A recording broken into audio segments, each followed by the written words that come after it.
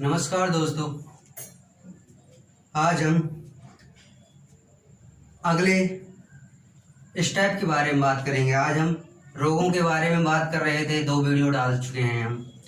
अब तीसरी वीडियो में हम बात करेंगे प्रतिरक्षा तंत्र के बारे में कि हमारा शरीर रोगों के प्रति किस प्रकार से लड़ने की शक्ति प्रदान करता है, किस प्रकार से हमारा शरीर रोगों के प्रति कार्य करता है और लड़ने की क्या प्रदान करता है, शक्ति प्रदान करता है, सुरक्षा प्रदान करता है। रोग कारकों से, अन्य भिन्न भिन्न प्रकार से रोगों से लड़ने का कार्य किस प्रकार से हमारा शरीर करता है, आज हम इस पर बात करेंगे और इसके अंतर्गत आने वाले जो शब्द होंगे उनके बारे में जानेंगे और ये प्रतिरक्षा क्या होती है और प्रतिरक्षा तंत्र क्या होता है, उसके अंतर्गत आने वाले विभिन्न शब्दों के बारे में क्या करेंगे, जानेंगे। बात करते हैं हम सर्वप्रथम प्रतिरक्षा तंत्र की।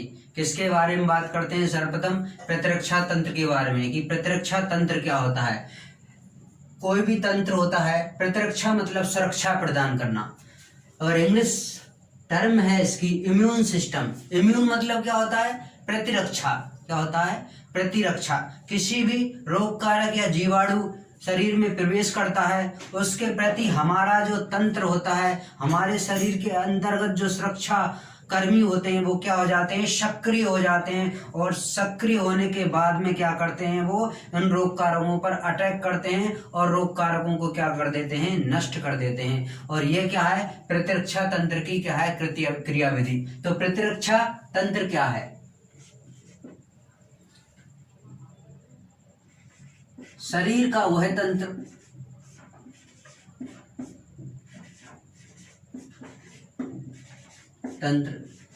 जो बीमारियों से सुरक्षा प्रदान करता है।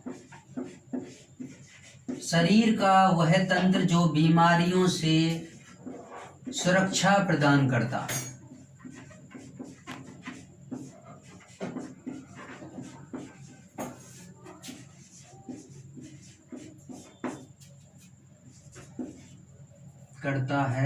प्रतिरक्षा तंत्र कहलाता है।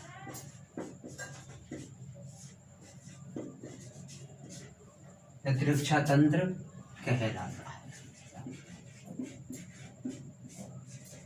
दोस्तों समझ में आ गई होगी, शरीर का वह तंत्र जो बीमारियों से सुरक्षा प्रदान करता है वो क्या कहलाता है? प्रतिरक्षा तंत्र कहलाता है। आगे बात करते हैं इसमें प्रतिरक्षा। ये प्रतिरक्षा क्या होती है? क्या है प्रतिरक्षा? क्या होती है? किसी भी रोग कारक के प्रति रक्षा क्या कहलाती है? प्रतिरक्षा कहलाती है। ये भी कोई भी रोग कारक हमारे शरीर में कोई भी प्रवेश एंटीजन करता है तो उसके प्रति क्या करता है? सुरक्षा प्रदान करता है। क्या है? रोग कारक के प्रति रोग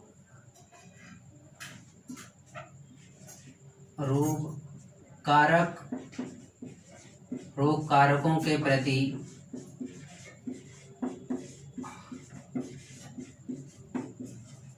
सुरक्षा क्या कहलाती है? प्रतिरक्षा कहलाती है।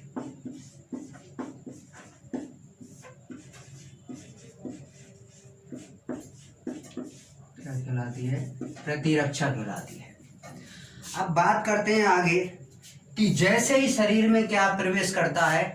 रोग कारक प्रवेश करता है। क्या करता है? रोग कारक प्रवेश करता है। तो रोग कारक प्रवेश करेगा तो हमारा प्रतिरक्षा तंत्र क्या होगा? सक्रिय होगा, और सक्रिय होने के बाद में क्या स्रावित करता है? एक प्रोटीन स्रावित करता है। एक प्रोटीन का क्या होता है? निर्माण होता है। जब भी क्या होता है, आगे बात करते हैं एंटीजन। इससे क्या होता है? एंटीजन का निर्माण होता है। क्या होता है? एंटीजन। ये एंटीजन क्या होता है? क्या होता है? एंटीजन क्या होता है, इसे इसके बारे में जानते हैं। एंटीजन, इसके नाम से ही पता चल रहा है। जन, एंटी माने विपरीत और जन माने समूह। कोई भी रोग कारक जब शरीर में प्रवेश करता है तो किसका निर्माण करता है? एंटीबॉडी का क्या करता है? निर्माण करता है। तो एंटीबॉडी के निर्माण को प्रेरित करने वाला पदार्थ क्या कहलाता है? एंटीजन कहलाता है। एंटीबॉडी के निर्माण को उत्प्रेरित करने वाला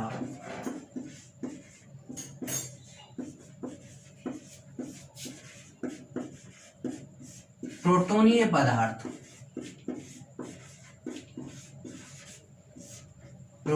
पदार्थ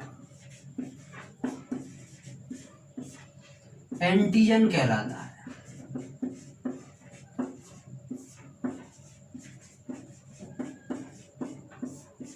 क्या कहलाता है? एंटीजन कहलाता है। एंटीबॉडी के निर्माण को उत्प्रेरित करने वाला प्रोटोनीय पदार्थ क्या कहलाता है? एंटीजन कहलाता है। जैसे ही हमारे शरीर में कोई भी बाह्यकारक प्रवेश करता है वो क्या होता है? एंटीजन होता है। क्या होता है? एंटीजन होता है। और उसके फलस्वरूप उसकी क्रियाविधि से जो भी शरीर क्रिया करता है उसके फलस्वरूप जो स्राव होता है वो क्या होता है? एंटीबॉडी होता है। क्या होता है? एंटीबॉडी होता है। तो एंटीबॉडी क्या होता है?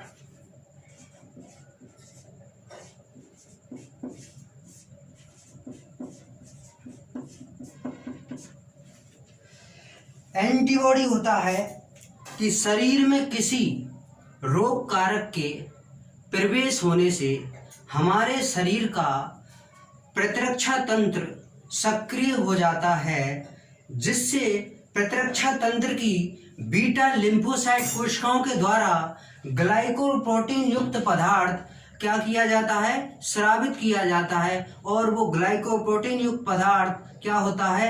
एंटीबॉडी होता है। क्या होता है? एंटीबॉडी होता है। और एंटीबॉडी क्या होता है? एक विशेष प्रकार की विशेष क्या होती है? प्रोटीन होती है जो कि विशेष रोगाणु के प्रति क्या होती है?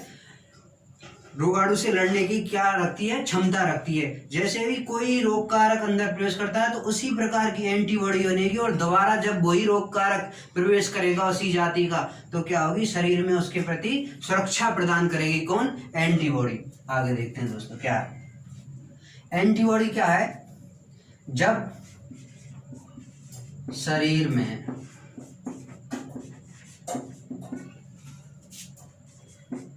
रोग कारक प्रवेश करता है, रोग कारक प्रवेश करता है तो शरीर का प्रतिरक्षा तंत्र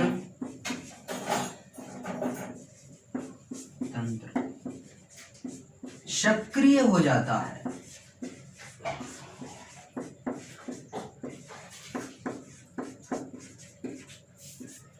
को ब्रैकेट में देखते हैं जिसमें बीटा लिम्फोसाइट कोशिकाएं, लिम्फोसाइट कोशिकाएं क्या हो जाती हैं? उत्तेजित हो जाती हैं। उत्तेजित होकर ग्लाइकोप्रोटीन युक्त पदार्थ स्रावित करती हैं। ग्लाइकोप्रोटीन युक्त पदार्थ स्रावित करती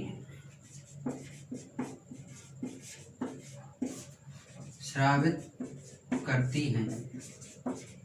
इसे एंटीबॉडी कहते हैं। क्या कहते हैं? एंटीबॉडी कहते हैं। ये एंटीजन और एंटीबॉडी की क्रियाविधि कहते होती है शरीर में। जैसे कि आप टीबी रोग ले लीजिए और टीबी रोग में जब टीबी का रोग कारक माइक्रोबैक्टीरियम ट्यूबरक्लोसिस क्या होगा? शरीर में प्रवेश करेगा प्रथम बार तो उसकी क्या बन जाएगी? शरीर में उसके प्रति एंटीबॉडी का निर्माण हो जाएगा। जब दोबारा टीबी का बैक्टीरिया शरीर में प्रवेश करेगा तो शरीर में प्रवेश करने के बाद में क्या होगा, शरीर में एंटीबॉडी का जो निर्माण हो गया है वो उस पर क्या करेंगी, अटैक करेंगी, जिससे उसका क्या हो जाएगा, निष्क्रिय प्रभाव हो जाएगा, निष्क्रिय हो जाएगा वो माइक्रोबैक्टीरियम ट्यूबरकुलोसिस। तो यही है, पहले एंटी कारक शरीर में प्रवेश करता है और उसके बाद एंटीबॉडी का क्या होता है, निर्माण होता है। आगे देखते हैं दोस्तों, कुछ शब्द और हैं इसमें, प्रतिरक्षा में क्या है, कुछ शब्द और हैं, इन शब्दों के बारे में और जानते हैं। थोड़ा ऐसे हम साफ कर लेते हैं। हम बात कर रहे थे प्रतिरक्षा के बारे में कि प्रतिरक्षा क्या होती है, शरीर में ही एक क्या होती है, प्रतिरक्षा होती है। शरीर के अंदर ही क्या होते हैं, अंग होते हैं, रोगों से लड़ने की क्या होती है, क्षमता होती है। आपको मालूम होगा कि शरीर में क्या होती हैं, रक्त में WBC कोशिकाएं होती हैं जो कि प्रतिरक्षा का क्या करती हैं, कार्य करती हैं, रोगाणुओं को नष्ट करने का क्या करती हैं, काम करती हैं। वो इसी के अंतर्गत आती हैं, क्या आती हैं, इसी के अंतर्गत आती हैं। शरीर में जैसे कोई क्या आ जाता है, बुखार आ जाता है, क्या आ जाता है, बुखार आ जाता है, तो हमारे शरीर की जो कोशिकाएं होती हैं क्या होती हैं, कार्य गति का कार्य क्या करती हैं, ज्यादा करती हैं, जिससे क्या होता है, शरीर गर्म होने लग जाता है, क्या होता है, गर्म हो जाता है। और गर्म क्यों होता है कि शरीर क्या हो गया, सक्रिय हो गया। उससे भी वो भी किसमें आता है, प्रतिरक्षा के अंतर्गत ही आता है, क्या आता है, प्रतिरक्षा के अंतर्गत ही आता है। आगे बात करते हैं, एक शब्द है, क्या है, वीनम। क्या है, एक शब्द है वीनम। ये वीनम क्या है, एक शब्द है वीनम। वीनम क्या होता है कि जो सांप और बिच्छू होते हैं उनके जो डंक होते हैं उनसे क्या होता है, विषैला पदार्थ क्या होता है, स्रावित होता है, उसे क्या बोलते हैं, वीनम कहते हैं। तो लिखो दोस्तों कि सांप व बिच्छू के डंक से विषैला पदार्थ, पॉइजन, क्या, विषैला पदार्थ, पॉइजन, विषैला पदार्थ, पॉइजन स्रावित होता है, स्रावित होता है, उसे वीनम कहते हैं। क्या कहते हैं, उसे वीनम कहते हैं। क्या कहते हैं, वीनम कहते हैं। सांप व बिच्छू के डंक से एक विषैला पदार्थ स्रावित होता है, उसे क्या कहते हैं, वीनम कहते हैं। क्या होते हैं, वीनम कहते हैं। ये सांप और बिच्छू का डंक जब शरीर अंदर, एंटीसीरम, किसी भी, एंटीसीरम क्या होता है, सीरम, सीरम मतलब एंटीसीरम, सीरम क्या होता है, जैसे कि कोई जंतु का क्या है, स्पर्म है, क्या है, स्पर्म है, सीरम है या वीर्य है, क्या है, तो सीरम क्या होता है, किसी भी जंतु के, किसी भी जंतु के सीरम में विशिष्ट एंटीजन के, विशिष्ट एंटीजन, विशिष्ट एंटीजन के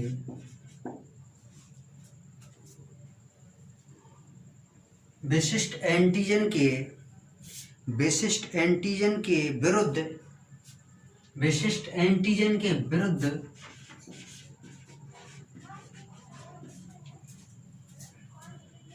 एंटीबॉडी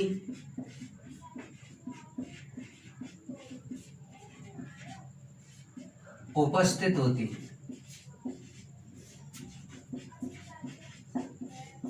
क्या होती है, एंटीबॉडी उपस्थित होती है, एंटीसीरम कहलाता है। किसी भी जंतु के सीरम में विशिष्ट एंटीजन के प्रति एंटीबॉडी क्या होती है, उपस्थित होती है, उसे क्या कहते हैं, एंटीसीरम। क्या कहते हैं, एंटीसीरम कहते हैं। क्या कहते हैं, एंटीसीरम कहते हैं। दोस्तों आज के लिए हम यहीं तक रखते हैं, अगली वीडियो आगे देखेंगे।